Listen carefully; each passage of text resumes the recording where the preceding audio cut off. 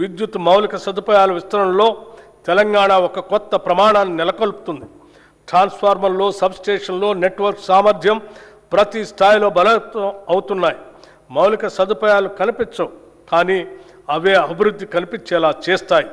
ఈ దశలో Yadadri thermal power స్టేషన్లో 3x800 మెగావాట్ల యూనిట్ని ప్రారంభించి మరొక యూనిట్ని గ్రిడ్కి అనుసంధానం చేశాం. ఇది తెలంగాణ భవిష్యత్ విద్యుత్ భద్రతకు బలమైన పునాది. పునరుత్పాదక శక్తి రంగంలో తెలంగాణ ముందంజలో ఉంది. ప్రకృతితో కలిసి ముందుకు సాగటం మన లక్ష్యం. సౌర ప్రాజెక్టులు, సోలార్ విలేజ్లు, రూఫ్టాప్ విస్తరణ మాత్రమే కాదు, PM కుసుమ్ పథకం ద్వారా రైతులను విద్యుత్ వినియోగదారులుగా కాకుండా విద్యుత్ ఉత్పత్తిదారులుగా మార్చే దిశగా అడుగులు వేస్తున్నాం. ఇది రైతును వ్యవసాయకర్తగా మాత్రమే కాకుండా శక్తి రంగంలో భాగస్వామిగా నిలబడుతుంది. ఇప్పుడు శక్తి రంగం భవిష్యత్తు గురించి మాట్లాడాల్సిన సమయం వచ్చింది. శక్తిని ఉత్పత్తి చేయడం ఒక దశ, దాన్ని నిల్వ చేసి సమర్థవంతంగా వినియోగించడం భవిష్యత్తు.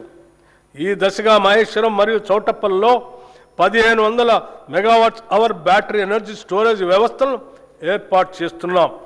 అలాగే టీజీ జెన్కో హైడల్ ఉత్పత్తిలో రికార్డు సాధించే లక్ష్యాన్ని దాదాపు రెట్టింపు చేసింది. ఈ సందర్భంగా సింగరేణి కాలేజ్ కంపెనీ లిమిటెడ్ సంస్థ చేసిన సేవలను కూడా మనం గుర్తు చేసుకోవాలి.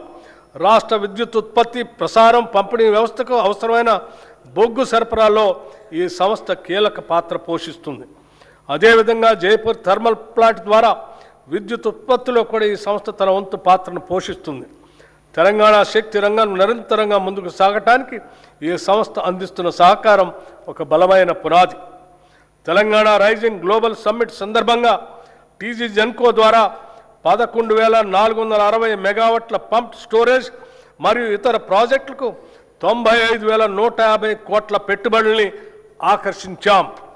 అదే సమయంలో రెడ్కో ద్వారా 1,23,350 కోట్ల పెట్టుబడులతో 12 ఒప్పందాలు కుదుర్చుకొని రాష్ట్రాన్ని గ్రీన్ ఎనర్జీ కేంద్రంగా తీర్చిదిద్దే దిశగా అడుగులు వేస్తున్నాం.